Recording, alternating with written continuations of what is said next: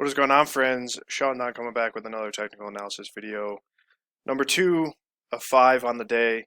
Here we have Connor Walechka. I'm probably overpronouncing that. Yeah, another D3 college guy.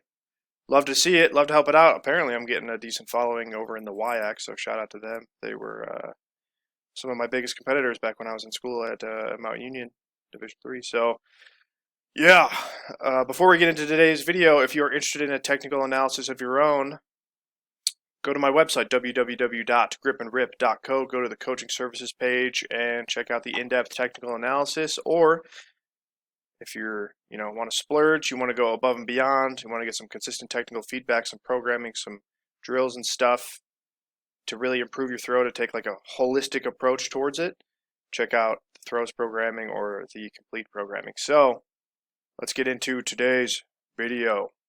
Well, I guess the second of today's videos. But yeah, here's Connor's throw. He sent me a few.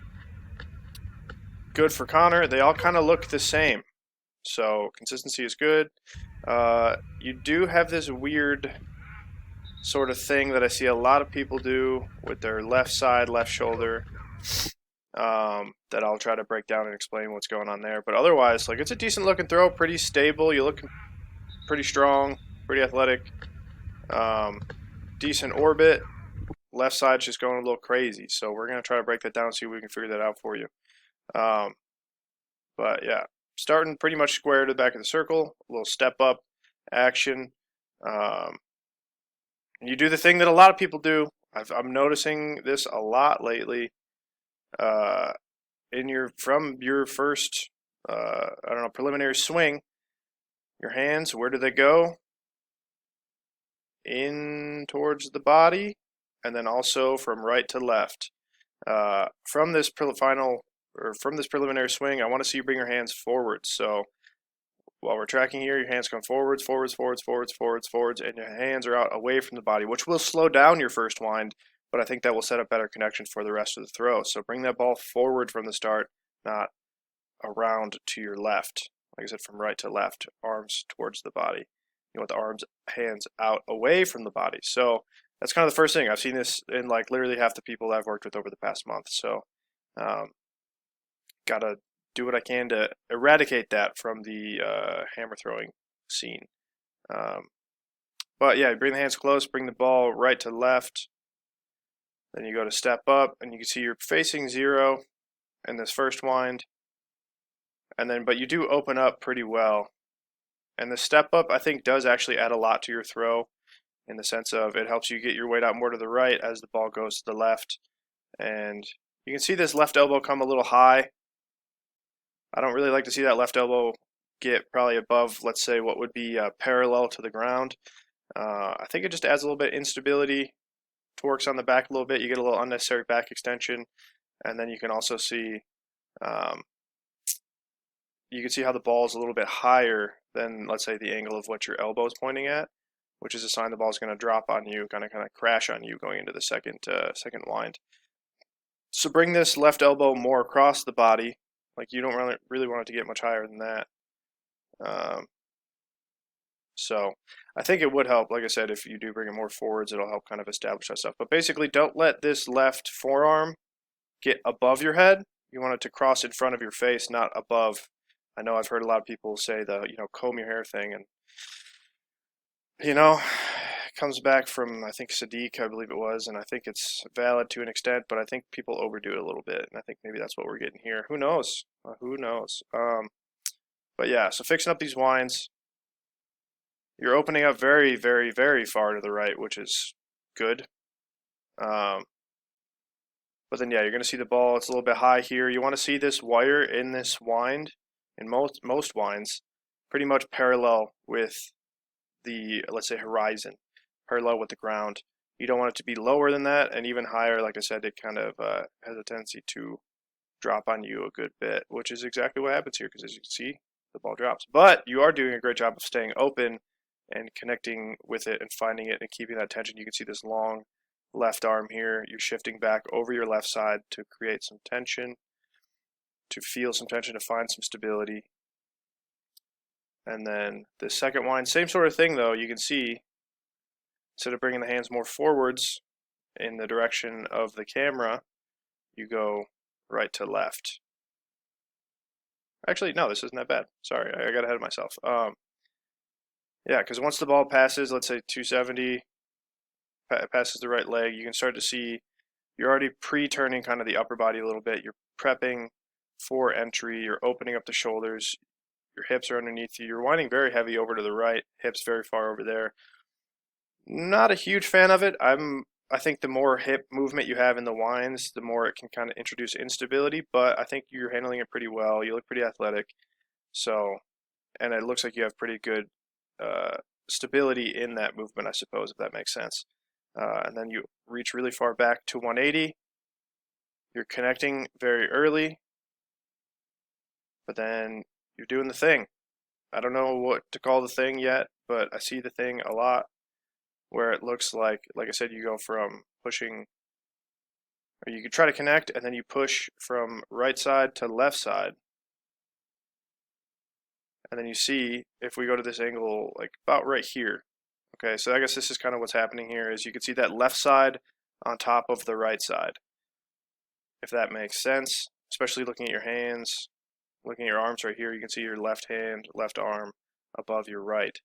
So part of that is the way you're setting up the orbit. The low point is, it ball's out of frame right now, but probably just about here-ish. Yeah, you can see the hands come up after that. So low point's about 45 degrees before zero, which I'm kind of a fan of. I think it does help. But, yeah, just that left side is very up, if that makes sense. As you can see, as you're pushing through this entry, that left side's up, which means that left side's going to be kind of the dominant force throughout the throw. You are down in the legs really nicely. Very deep kind of quarter squat position. I know that's kind of counterintuitive, very deep quarter squat, but hey, I'm not perfect. But yeah, you can just see it's mostly left-sided. There's not much, like I said, there's a big thing that a lot of people miss out on. That's kind of throwing the ball forwards from 270.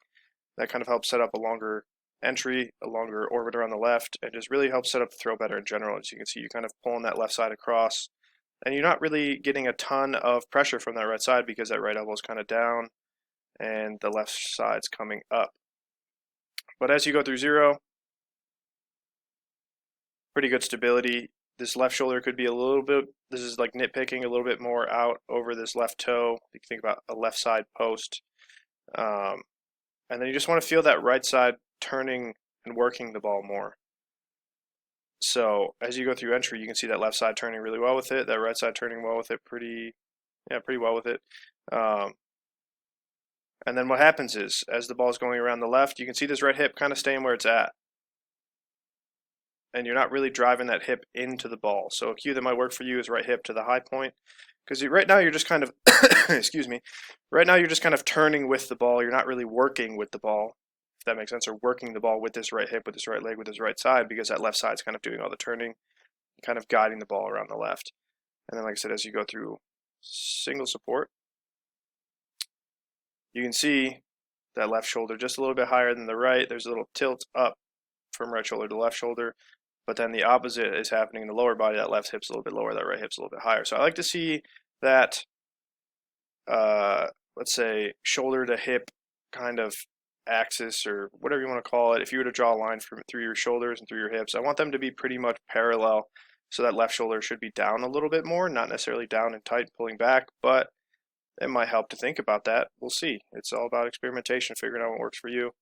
Because right now there's just a lot of space in this left side. So then there's also, as you can see with this high point, it's a little dramatic, out to 90. Not a bad thing, but you want to feel a little bit more right side kind of tension going through single support. You don't need to get it super far ahead, but you do want to feel that tension through the right hand, through the right arm, through that right hip and right side in general. The first turn looks a little bit rotational. There's not much of the ball growing forwards. And as you can see, as you do go to step, hips are underneath you pretty much, but it is a little bit rotational. So I think if you drop that left knee a little bit more forwards towards 180 and thought about stepping forwards towards 180, like I said, getting a little bit more linear in your throw, it might help a little bit and help you feel more right side tension. But all this, like I said, comes back from the winds. Catch ball of the foot. Your hips are underneath you. You have pretty good stability, good posture. But then you start to see yourself. Actually, you pull back and stabilize that left side pretty well. So like I said, your stability through the throw is pretty good.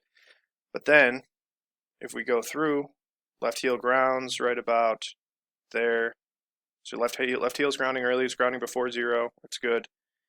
But then you can see that left side is what's really doing the work here. That left side's pulling back. That left shoulder is up. And then you're not really getting that line of force through that right leg, through the right hip. So kind of at this point right here, more or less, like as the ball's going through 0, I like to see a nice line of force coming up through that right leg, through the right hip, up through the left shoulder. So like I said, the left shoulder's doing the work, but the right hip isn't connected like it needs to be. And then if we get to this frame right here, you can see the ball's ahead of the lower body, which means not all, but most of the work that you're doing is coming from the upper body and the left side. So left side pulling back, right side turns with it, but doesn't work with it. As I said before, you get kind of that same thing, that left shoulder's up, tilt in the hips here, but shoulders level. So maybe like get that left shoulder down a little bit more, perhaps feel like just a little bit more right side, right hand pressure, just a little tiny bit more, like 1%, 2%, maybe 5% more, but it doesn't have to be crazy. But you catch decent. As we go through this second turn, you start to see yourself shift that weight back to the right side a little bit more, pull that left side back more. So first catch was all right, first turn was all right, then you ground this heel, and now you can see this instability in the left side start to happen because you're not quite finishing the turn. That's what happens. Or what happens is that left side's pulling back before the ball gets to 0, so now you can start to see your weight really back heavy on that right. Your right side not really turning and working with it. And then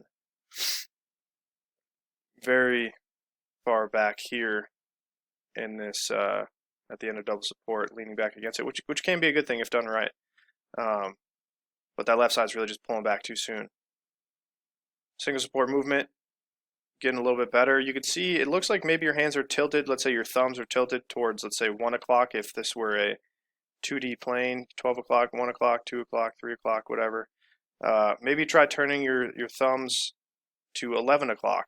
Pull a Kid Boy Johnson. Maybe not that extreme, but it might help kind of level out some connection issues and level out your shoulders a little bit, get that left shoulder down a little bit, and feel more of that right side on top sort of thing that I'm trying to get you to do.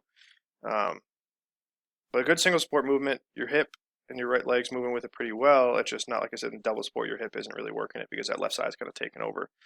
So as you go into this next turn, actually pretty solid catch stability here. I like hips underneath you, good shin angles through the knees.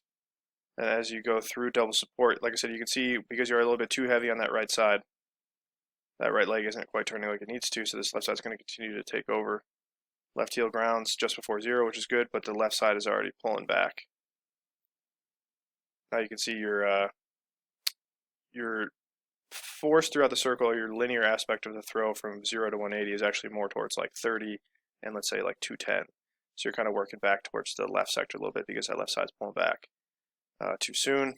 And you see this left side pulling, opening up, and you see your right side not really turning with it too well. The knee turns, the foot turns, but it's a little bit too late because that left side's taken over. And as you go through this single support, now we're getting a little bit better, a little bit more evened out. But you can still see that left shoulder's up a little bit too high, I think. That left side's still on top. You catch. Good catch here. And then as you work through the finish, you land on that ball, that right foot. And you can see this extension through this left leg. All right, that's kind of what I'm trying to get you to chill out with. Left leg extends, you're getting good triple extension, but that's just a little bit too soon. All right. And you kind of pull off the finish and kind of fall backwards because that left side is just a little bit too active. So this is a little bit longer technical analysis, but like I said, I've seen a lot of similar things. I think a lot of people have the same tendencies. Yeah, and like I said, you got to connect a little bit earlier, feel a little bit more of that right side pressure, keep that right side on top a little bit more, keep that left shoulder down, and just really off of 180. Think about reaching that right arm back to 180 and then kind of sweeping it, swinging it through zero, and feeling this right side turning and working with it, and really using the right hip as the driver of the throw. Because right now it looks like you're just a little bit too, you're patient with the ball, but that body's got to turn with it a little bit more. That right side, that right hip's got to turn and work with it a little bit more. So yeah, hopefully this helps. If you have any questions, let me know. Looks like you got some talent, so I'm excited to see what you do this year. And yeah, if anybody else out there would like technical analysis or any other online coaching, programming, lifting, whatever it might be, throws, programming, drills, hit me up. Go to my website, gripandrip.co, or shoot me an email, shoot me a text message. Yeah, that's it. Thanks for watching. Until next time, Sean Don signing off.